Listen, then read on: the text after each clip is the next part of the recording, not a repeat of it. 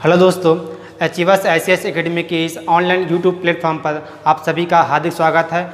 आज से हम लोग जून माह के कुछ समसामयिक घटनाओं पर चर्चा करेंगे। तो सबसे पहले हम लोग देखते हैं कुछ ऐतिहासिक साक्ष्य के ऊपर। ऐतिहासिक साक्ष्य में देखते हैं कि बिलासपुर की जीवन रेखा कहे जाने वाली अल्पा नदी के तट पर 15,000 साल पुराने, अर्थात 15,000 साल पुराने मतलब पाषाण काल के सबसे पुराने समय के औजार मिले हैं। अर्थात इससे यह पुष्टि होती है कि अल्पा नदी के किनारे पर कभी प्राचीन काल में पाषाण काल के लोग निवास करते थे एवं इस पाषाण काल के औजारों की खोज प्रोफेसर विनय तिवारी, जो कि जसपुर के मानव शास्त्री विभाग के एक प्रोफेसर हैं, इन्होंने किया है। एवं आपको डायग्राम में दिख रहा होगा कि जो ये पाषाणकालीन औजार हैं यह नुकीले धारदार हथियार हैं। ये अर्थात पाषाण काल के लोग इस हथियारों से अपने जीवन यापन करते थे और इस हथियारों में, इस औजारों में सैंडस्टोन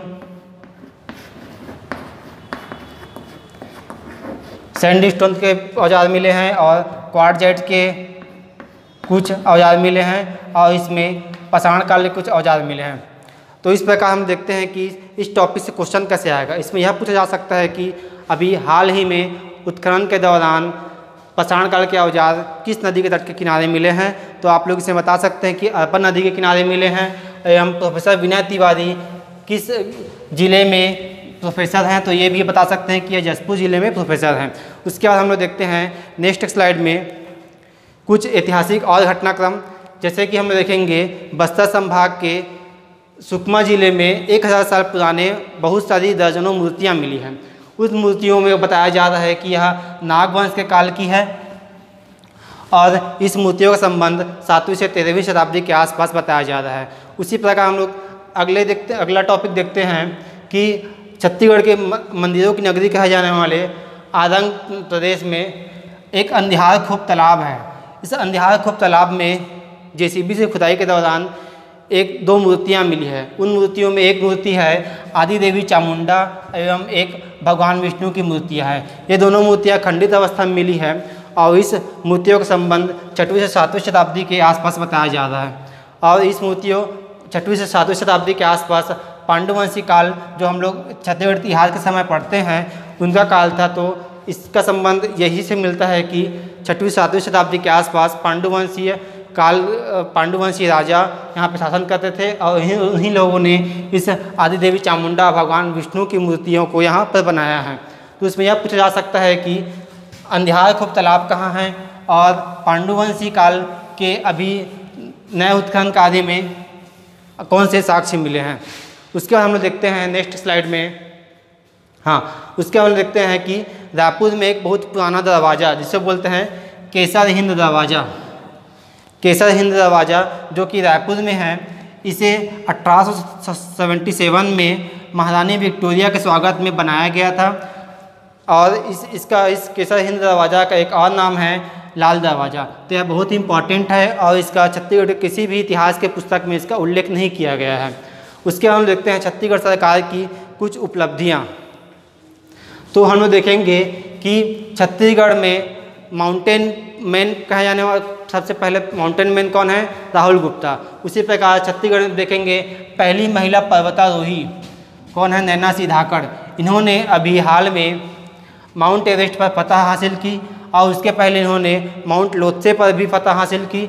इस प्रकार छत्तीसगढ़ में पहले महिला पर्वतारोही कौन हुए? नैना सिंह धाकड़। और पहले माउंटेन मैन कौन हुए? राहुल गुप्ता।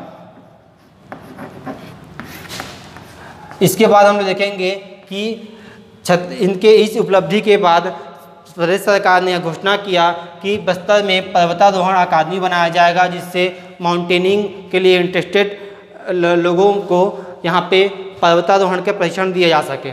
उसके बाद हम लोग नेक्स्ट स्लाइड में देखते हैं कि कुछ केंद्र सरकार द्वारा जारी हाल ही में सूचकांक जारी किया गया।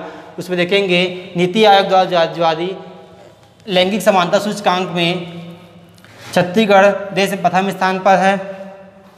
उसी प्रकार हम लोग देखेंगे कि सुशासन की दृष्टि से रायपुर शहर पूरे देश में दूसरे नंबर पर है। उसके बाद हम लोग देखेंगे कि ईज ऑफ लिविंग इंडेक्स, अर्थात देश के टॉप रहने योग्य राजधानी के में रायपुर प्रदेश को 8वें नंबर पर स्थान दिया गया है और देश का सबसे दूसरा मेगा फूड पार्क बस्तर में बनाया जा रहा है। इसी प्रकार इकोनॉमिक ग्रोथ के लिए और छत्तीसगढ़ के किसानों को और अधिक से अधिक रोजगार देने के लिए निजी क्षेत्र का सबसे बड़ा मेगा फूड पार्क बनाया जा रहा है, जो कि रायपुर के तिल्दा विकास खंड के ग्राम बेमता सरोरा में है।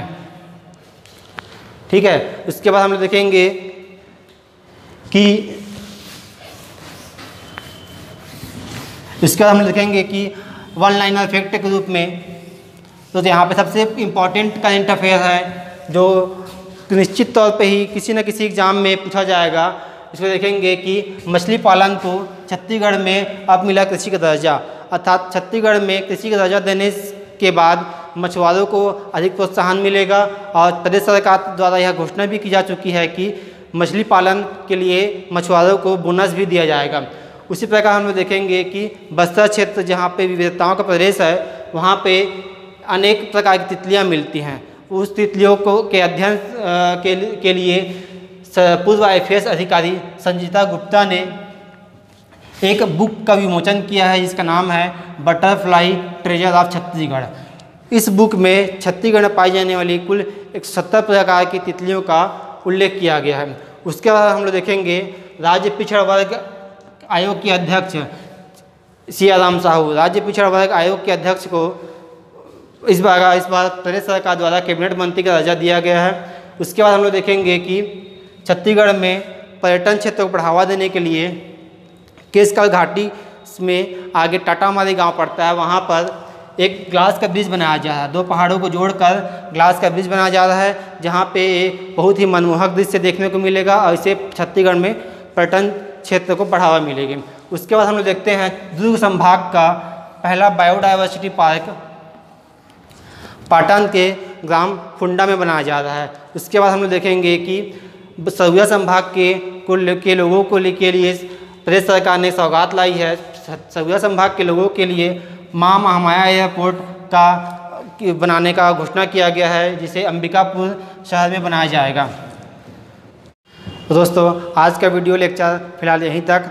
अब हम लोग नेक्स्ट वीडियो में नेक्स्ट मंथ का करंट अफेयर देखेंगे और इस करंट अफेयर का PDF आपको डिस्क्रिप्शन में मिल जाएगा। और आपके लिए यह सूचना है कि 5 जुलाई से हमारे संस्थान अचीवर्स ICS अकेडमी में ऑफलाइन क्लासेस स्टार्ट हो रही हैं, तो अधिक से अधिक इसे अटेंड कीजिए और अपनी तैयारी को अच्छा बनाइए। धन्यवाद।